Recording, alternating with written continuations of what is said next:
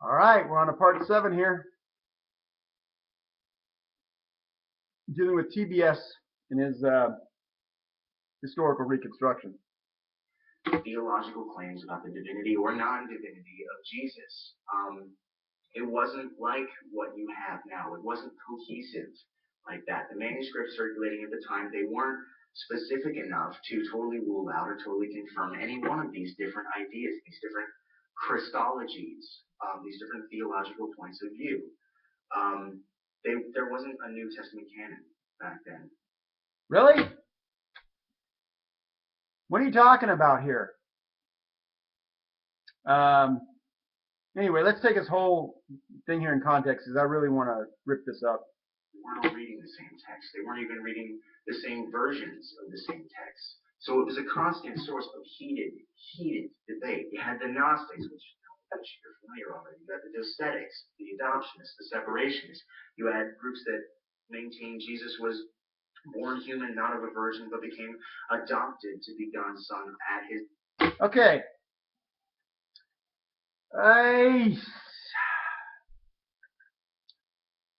We had all these different groups reading all these different texts. Really? What we had was this. Now, the Gnostics, the Docetists were Gnostics.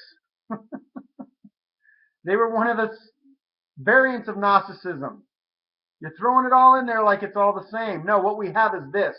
We have the 4 Gospels and all the other documents from the New Testament, the text of the New Testament, that are early, that go to the 1st century. The latest is probably written in the 90s. Then you have, in the 2nd century, the earliest Gnostic Gospel, the Gospel of Thomas, written in the early, some date it the earliest of the early 2nd century. Many dated in the mid-2nd century. Immediately the church, the mainstream church, rejects these. They don't have Jesus dying on the cross. They don't have Jesus resurrecting from the dead. They don't have Jesus doing miracles. They don't have Jesus' birth. They don't have Jesus getting hungry. They don't have Jesus doing the Last Supper.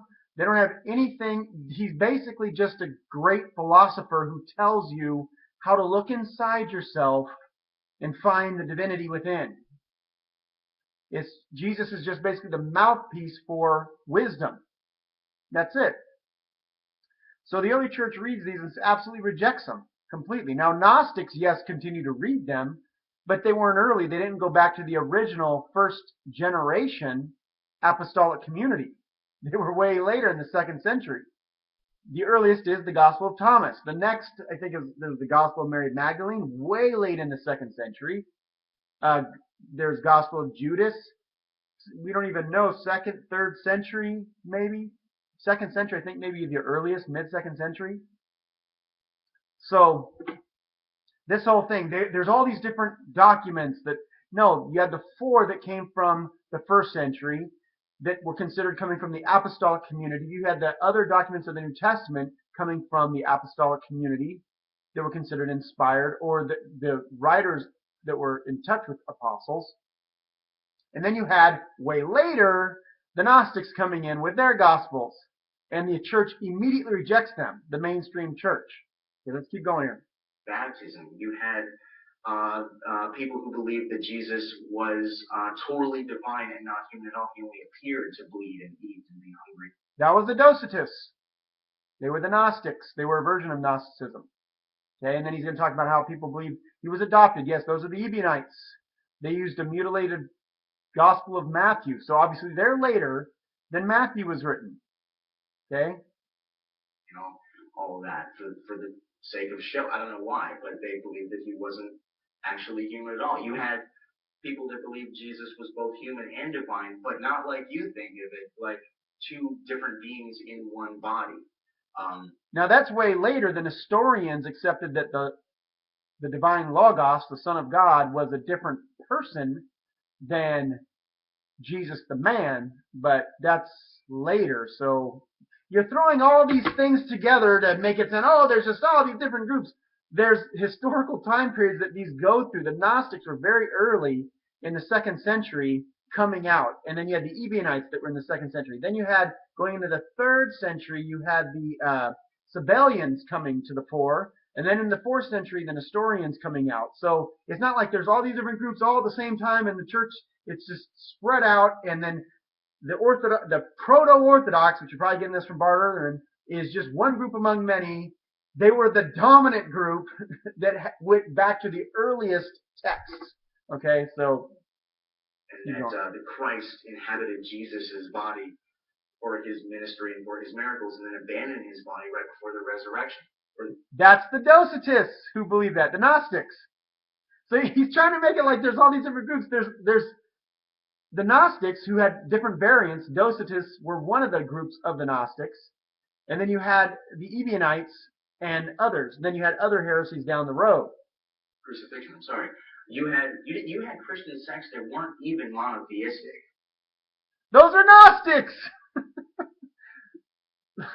You had some groups that believed Jesus came from a different, more compassionate and yes. loving God to save us from the punishments of the more vengeful God of the Old Testament. And it goes. Can I give you a little history there, TBS? This is what happened.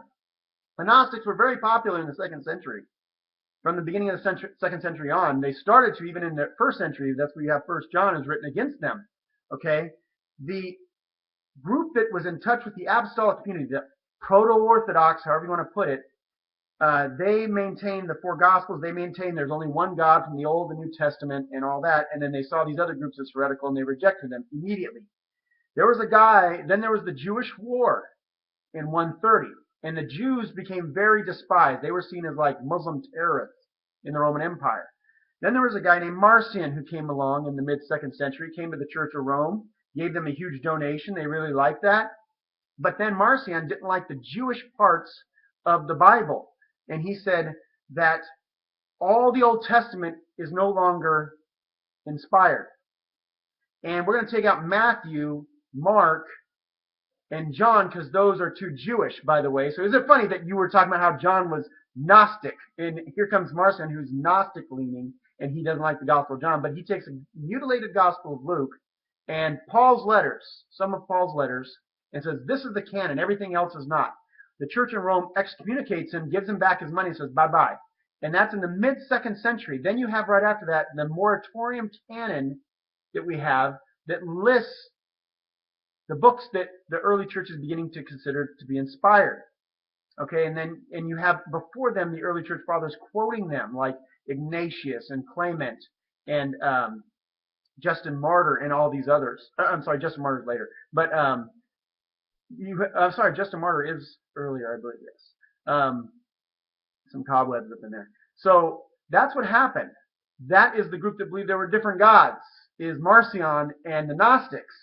So you're trying to clump it as if there's all these different groups. No, it was one group that the church considered to be Gnostic, okay?